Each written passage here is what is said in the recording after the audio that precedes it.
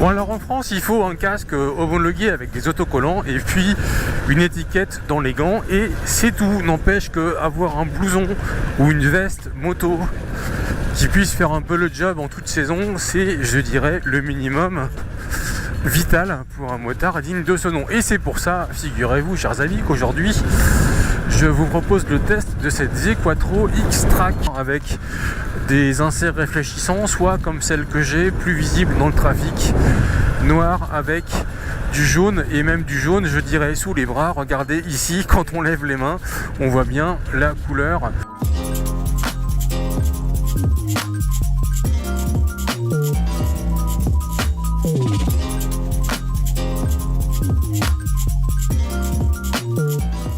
C'est une veste qui est intéressante à plein d'égards parce qu'elle est vraiment proche du motard dans la mesure où elle a plein de systèmes de serrage. On a des fermetures éclairs au niveau des poignets ici, des petits zips avec des velcro à l'avant des manches.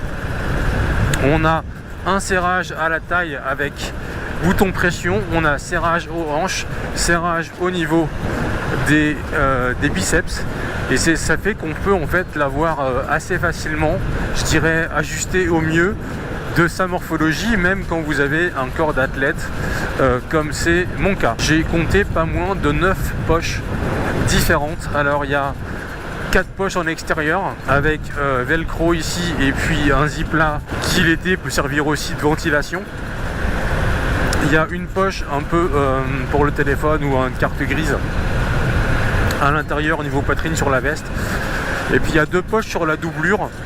Et quand on retire cette doublure, ce qui est assez facile puisqu'il y a une fermeture éclair et puis deux petits élastiques au niveau des poignets, et bien on a la joie de trouver 2 autres poches dans la veste proprement dite. Donc ça fait 8 poches, ça veut dire que finalement on a un peu pas trop de soucis pour embarquer toutes ces petites affaires du quotidien.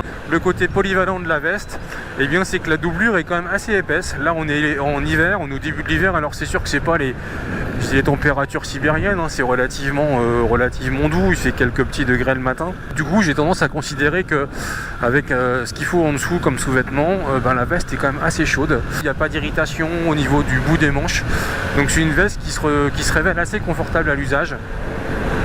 Et puis pour sa polyvalence, ce qu'il faut noter, c'est les ventilations, c'est-à-dire qu'il y a des ventilations à la fois au niveau des poches ici, au niveau des poches sur la poitrine, donc ça en fait 4 devant, et puis il y a une fermeture à l'arrière qui peut elle aussi s'ouvrir et servir de ventilation.